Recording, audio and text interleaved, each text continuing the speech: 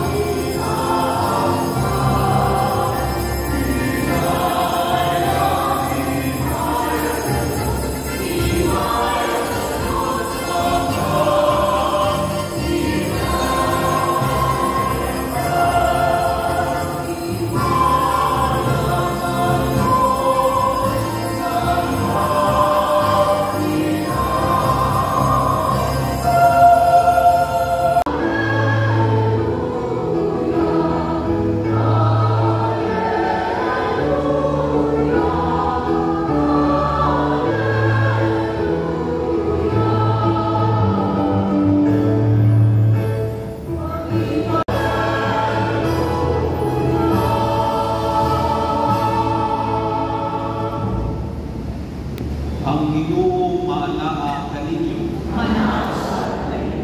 Inudlugikan sa Ebanghelyo sumala ni San Mateo.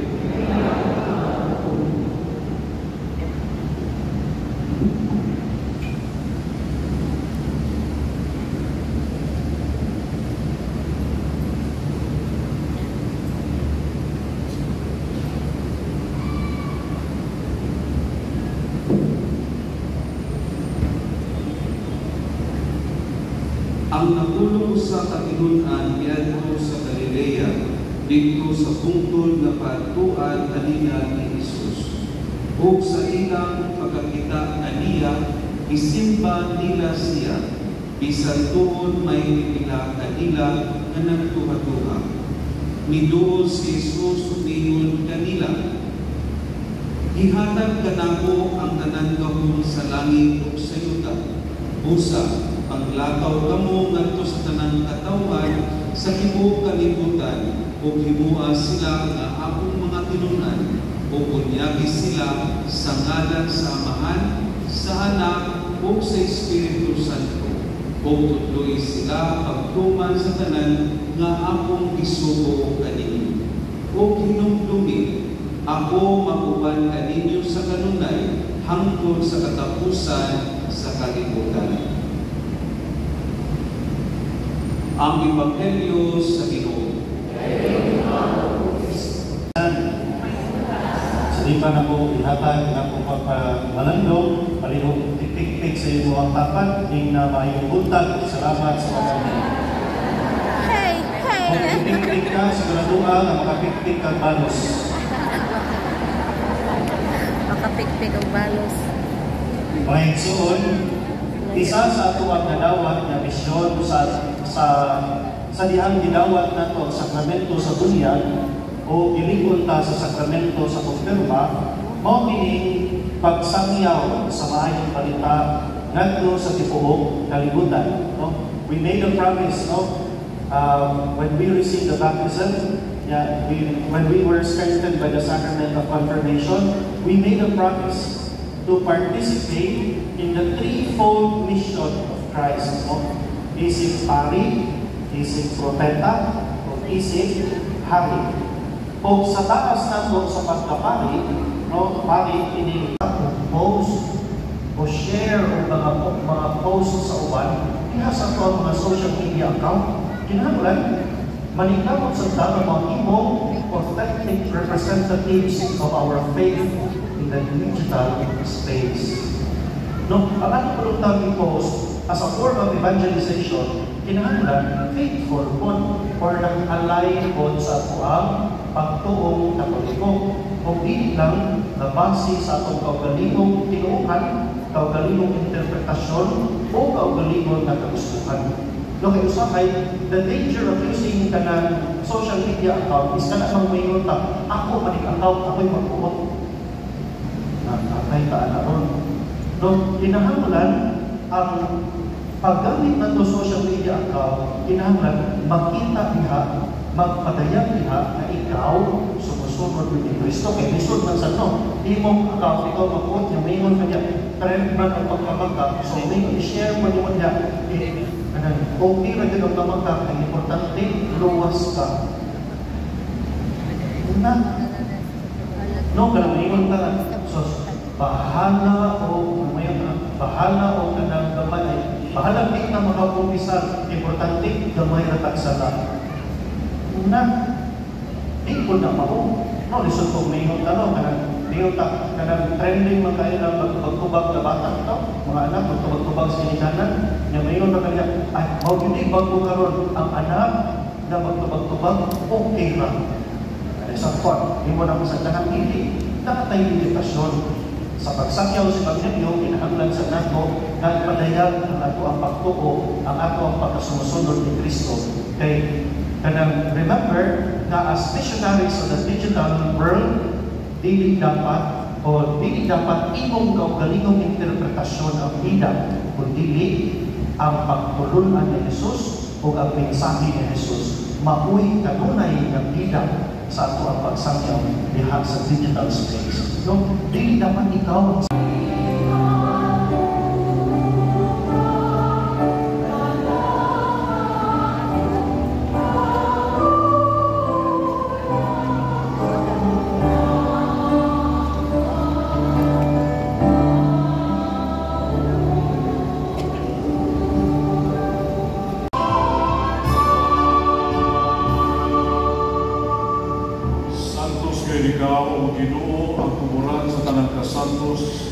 ipadala imong Espiritu aron pagsantos ni magasa aron mahimo kaya kanamo nga lawas sa dugo ni Kristo among Ginoo.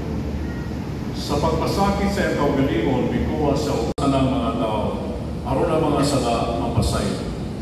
Buhata kini aron paghandom kanamo.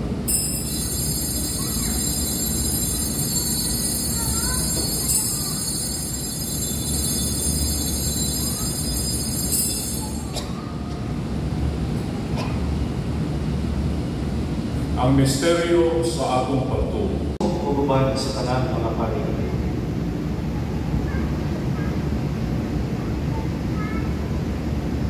Dinongdong usab ang among mga igsoon nga nakamatay, malaumon nga mabanhaw sila ug ang tanan nga mamatay diha sa imong kaluoy, dada silang tanan sa pagsudoong sa kahayag sa imong naong.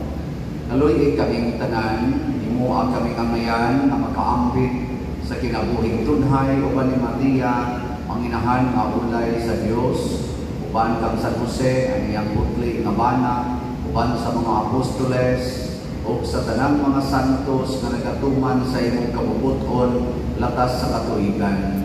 Uban kanila amo ikaw kadaygon ug amo ikaw himayaon, pinaagi ni Jesucristo imong anak.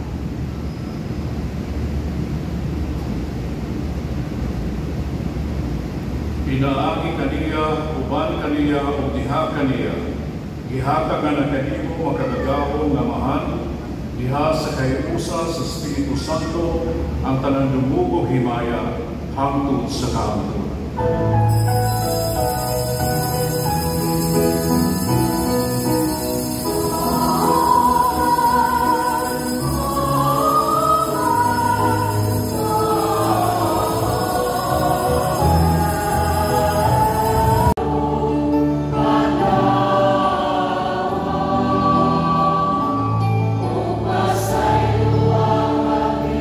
Sa